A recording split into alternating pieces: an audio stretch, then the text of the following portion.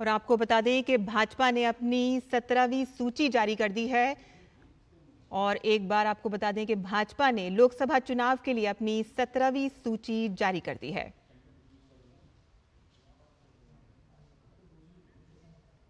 रायबरेली से दिनेश प्रताप सहित कई नामों को इसमें शामिल किया गया है।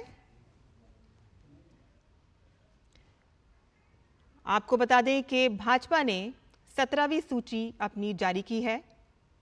इसमें रायबरेली से दिनेश प्रताप सहित कई नामों को शामिल किया गया है। और इसी पर और ज्यादा मालूमात हासिल करने के लिए अपने संवाददाता शैलेंद्र के पास चलते हैं। शैलेंद्र, 17वीं सूची जारी हो गई है, क्या पूरी तफसील है आपके पास? 2 सीटों पर उम्मीदवारों के नाम का इंतजार हो रहा था उत्तर प्रदेश में, जिसमें कल नामांकन की आखिरी तारीख है, यानी कल नामांकन खत्म हो रहा था। तो ऐसे में रायबरेली और कैसरगंज ये बीजेपी की तरफ से उम्मीदवार कौन होगा, इसको लेकर बहुत चर्चा थी कि आखिर बीजेपी किसे उम्मीदवार बनाएगी। कैसरगंज में सुबह ही इस तरह के संकेत मिले थे कि जो निवर्तमान सांसद हैं बृजभूषण शरण सिंह, उनकी जगह पर उनके बेटे करण भूषण सिंह को उम्मीदवार बनाया जा सकता है। बीजेपी ने आज अब इसकी आधिकारिक घोषणा कर दी है, सूची जारी हो गई है। उसमें कैसरगंज से करण भूषण सिंह बीजेपी उम्मीदवार बनाए गए हैं।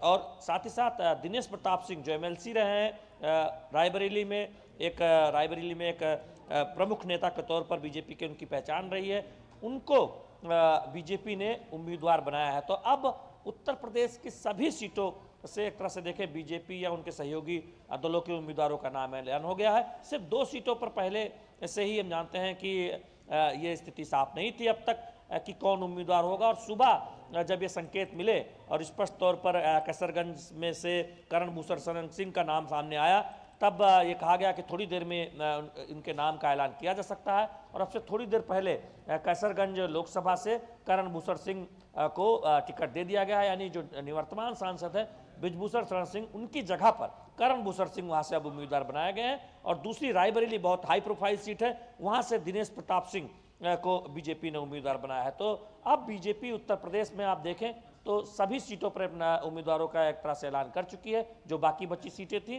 तो ये कल से ही चर्चा थी कि अब नामांकन का जब आखिरी दिन नज़दीक आ गया है, यानी सिर्फ एक दिन बचा है, कल ही नामांकन की आखिरी तारीख है, कैसरगंज में हो या फिर अमेठी की बात करें, तो ऐसे में अब ज़्यादा समय नहीं है, यानी आज बीजेपी उम्मीदवार के नाम का ऐलान कर सकती है। तो हमने देखा कि दोनों सीटों पर, कैसरगंज लोकसभा हो या फिर रायबरेली, बीजेपी ने अपने उम्मीदवार के नाम का ऐलान कर दिया। जी शैलेंद्र, आपसे ये भी जानना चाहेंगे कि कैसरगंज और रायबरेली जिनके नामों में आज उम्मीदवारों का नाम ऐलान हुआ है, कितने अहमियत रखती हैं और क्यों इसकी बहुत ही लंबे अरसे से इंतजार किया जा रहा था? देखिए, ये 2 ऐसी सीटें थी जिन पर नामांकन की तारीख अब खत्म होने जा रही थी कल, और उम्मीदवारों के नाम का ऐलान नहीं हुआ था। तो ऐसे में सभी की निगाहें थी। दिलचस्प बात है कि कैसरगंज में आधिकारिक तौर पर देखें तो समाजवादी पार्टी ने भी अपने उम्मीदवार का ऐलान नहीं किया हुआ था। अब बसपा ने जरूर आज वहां पर अपने उम्मीदवार के सुबह नाम ऐलान किया। तो ऐसे में कैसरगंज पर ये निगाहें थी कि क्या निवर्तमान सांसद बृजभूषण शरण सिंह को टिकट मिलेगा या फिर उनकी जगह पर कोई नया प्रत्याशी मैदान में होगा। और सुबह इस बात के स्पष्ट तौर पर संकेत मिल गए थे कि करण भूषण सिंह को बीजेपी वहां पर उम्मीदवार बनाने जा रही है, यानी बृजभूषण शरण सिंह को वहां पर टिकट नहीं दिया जा रहा है।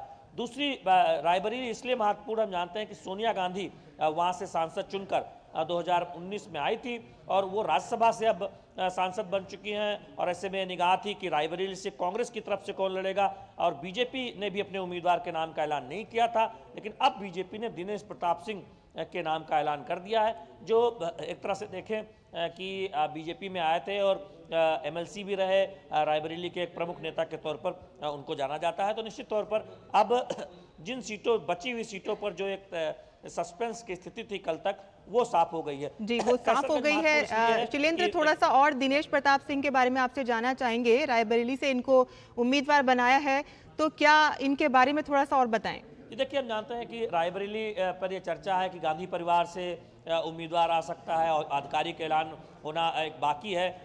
दिनेश प्रताप सिंह का एक लंबा, एक तरह से कहें तो राजनीतिक जीवन है। बीजेपी में भी आप एक तरह से देखें तो कुछ समय से हैं, इससे पहले कांग्रेस में रहे हैं और एमएलसी रहे हैं। तो निश्चित तौर पर उनकी एक पहचान रही है रायबरेली में। तो ये बीजेपी की तरफ से उम्मीदवार कौन होगा, ये बहुत इंतजार किया जा रहा था और ये कहा जा रहा था कि कोई बाहरी उम्मीदवार ना उतारकर बीजेपी किसी स्थानीय चेहरे, प्रमुख चेहरे पर, किसी स्थानीय विधायक पर या किसी स्थानीय बड़े चेहरे पर भरोसा जता सकती है। और वही देखने को मिला है कि दिनेश प्रताप सिंह को उम्मीदवार बनाया गया है। दूसरी ओर कैसरगंज इसलिए चर्चा में थी कि बृजभूषण शरण सिंह एक तरह से देखें तो विवादों में काफ़ी नजर आ रहे थे और उसके बाद ये कहा जा रहा था कि वहां पर बीजेपी नए उम्मीदवार को सामने मैदान में उतारेगी और हमने देखा करण भूषण सिंह को बीजेपी ने उम्मीदवार बनाया। जी शैलेंद्र, बहुत बहुत शुक्रिया इस तमाम तफसील के लिए। तो आपको बता दें कि बीजेपी ने अपनी 17वीं सूची जारी कर दी है।